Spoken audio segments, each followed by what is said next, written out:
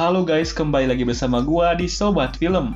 By the way, apa kabar kalian pencinta film action? Semoga aja kalian selalu terhindar dari berbagai tindak kejahatan ya. Karena pada kesempatan kali ini, Sobat Film akan membahas sebuah kisah menegangkan dari seorang pemuda master bela diri Muay Thai.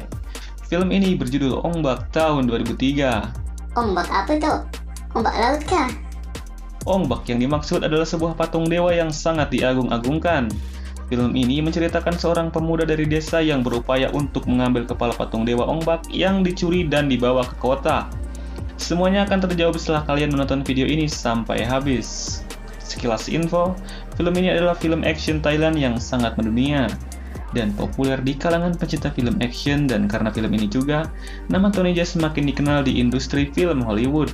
Jelas aja, karena menurut kabarnya, selama proses pembuatan film ini mereka sama sekali tidak menggunakan efek CGI. Dan lebih hebatnya lagi, adegan action pun dilakukan oleh aktor itu sendiri tanpa adanya stuntman ataupun peran pengganti. Jadi bisa disimpulkan para kru dan aktor sangat bekerja keras dalam pembuatan film ini.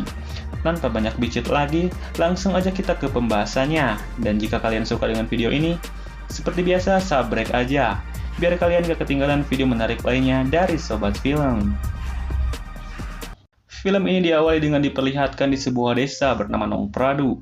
Sekumpulan orang tampak bersiap-siap untuk saling berlomba mendapatkan bendera yang berada di atas pohon besar. Mereka semua saling berebut untuk mendapatkan bendera itu.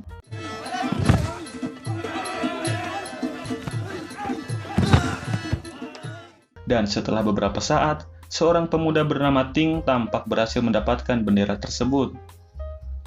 Warga setempat pun tampak senang karena pada dasarnya, perebutan bendera itu adalah sebuah perayaan untuk Dewa Ong-Bak, di mana Dewa Ong-Bak yang mereka maksud adalah sebuah patung Buddha yang mereka agung-agungkan. Sementara itu, di luar kuil tampak seorang pria keluar dari mobil dan ternyata itu adalah Don, seorang pemuda Nong Pradu yang telah lama merantau di kota dan tak pulang-pulang. Entah apa gerangan, tiba-tiba aja ia mengunjungi kampung halamannya itu. Don kemudian menemui kepala desa dan ternyata ia berniat untuk membeli sebuah artefak kuno. Tapi si kepala desa terlihat menolaknya, karena ia ingin menyerahkan artefak itu kepada anaknya yang bernama Hamle. Tapi Don terus-menerus memaksanya, bahkan ia mengatakan berani membeli artefak itu berapapun harganya. Tapi tetap saja si kepala desa tetap kekeh pada pendiriannya. Don pun mulai menatap ke dalam kuil dengan tatapan yang mencurigakan.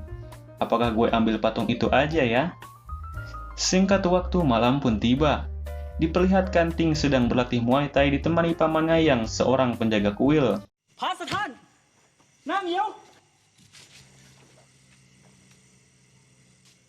Dan beberapa saat kemudian, datanglah seorang biksu yang sekaligus gurunya. Ia menyarankan agar Ting tidak menggunakan ilmunya dengan sembarangan, karena kalau dipakai untuk mengisi kegabutan, tentu akan sangat berbahaya. Sedikit info, gurunya Ting dulunya adalah seorang murid perguruan Muay Thai yang sangat terkenal, dan setelah keluar, ia tidak sabar dan ingin segera mencoba jurus-jurusnya. Alhasil di pertandingan MMA yang ia ikuti, secara tidak sengaja ia sampai menewaskan lawannya, dan karena merasa bersalah, ia pun beralih menjadi seorang biksu. Malam pun semakin larut, dan si Mamang tampak berniat untuk masuk ke dalam kuil. Tapi tiba-tiba, sesaat setelah pembuka pintu, ia langsung kena hit sampai pingsan. Dan di saat pagi menjelang, warga Nong Pradu panik, karena patung Ong-Bak yang mereka agung-agungkan itu tiba-tiba aja sudah rusak dan tak berkepala. Si Mamang yang menjadi saksi kunci mengatakan jika itu adalah ulah Don dan bawahannya.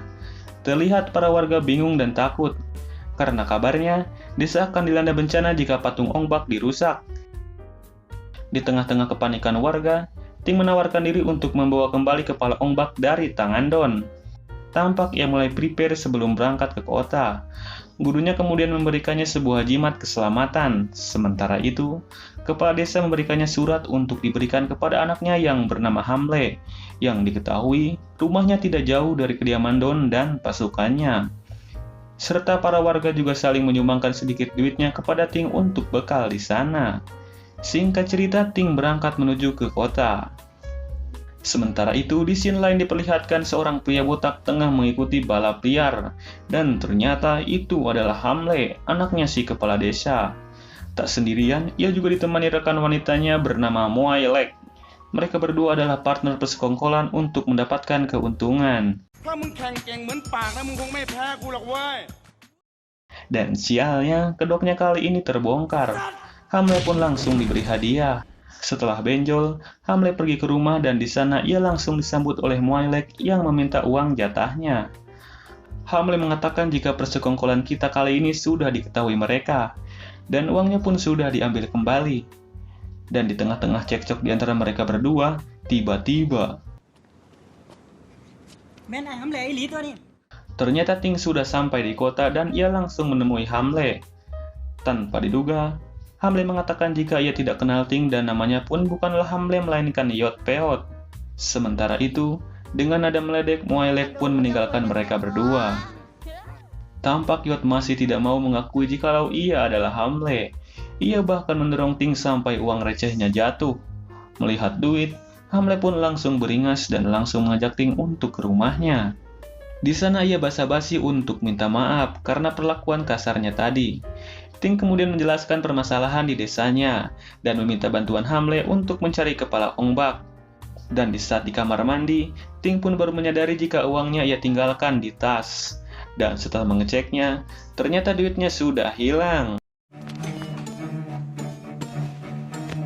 Hamle lah yang telah membawa uangnya pergi untuk dipakai main judi. Ting pun mengejar Hamle yang untungnya masih bisa ia ikuti. Sementara itu, tampak Hamle sudah sampai di tempat judi gelut. Dan tentu saja, ia langsung menggunakan uang haramnya buat taruhan.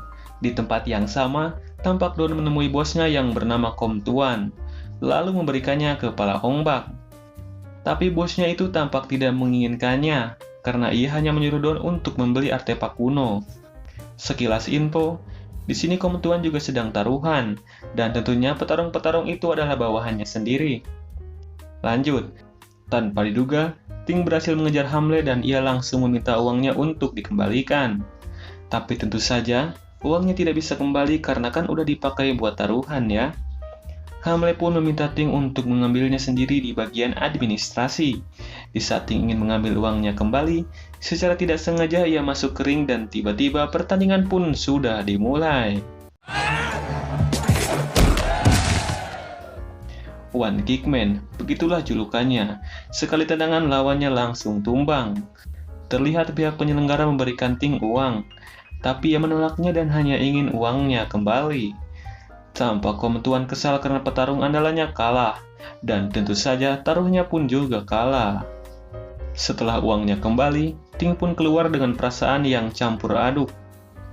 Setelah beberapa menit berjalan, Hamle terlihat mengejarnya dan meminta Ting untuk bekerja sama dengannya.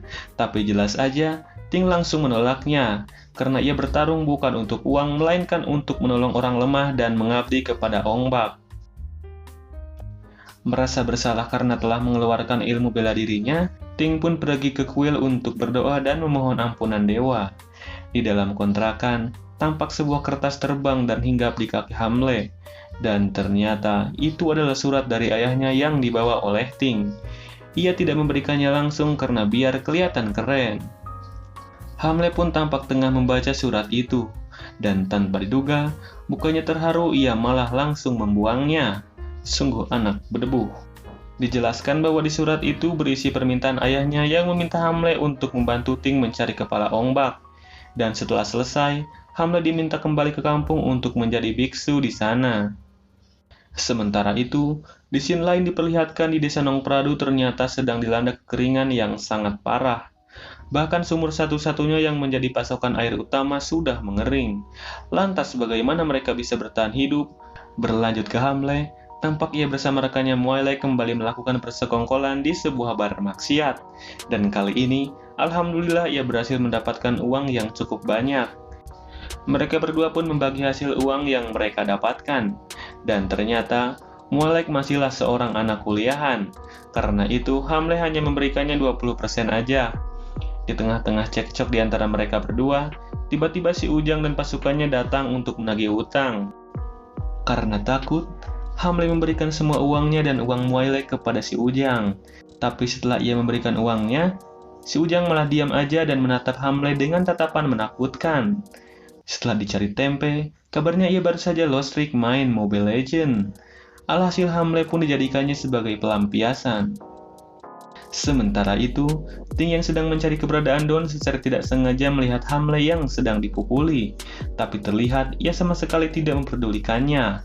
Tapi setelah ia melihat Muailek akan ditendang, Ting pun langsung menghalaunya. Dan tanpa berlama-lama, ia langsung meninju si Ujang dan semua pasukannya hingga tumbang. Dan setelah itu, Hamle mencoba meminta maaf kepada Ting akan kelakuannya dulu. Tapi di ujung kalimat permintaan maafnya, terselip kata pinjam duit. Ting yang sudah tidak tahan, langsung meninju pipi Hamle. Tapi tentu aja dengan power yang dikurangi, karena jika maksimal, mungkin Hamle bisa langsung tewas. Di tengah-tengah keributan di antara mereka berdua, ternyata pasukan Ujang kembali datang untuk balas dendam.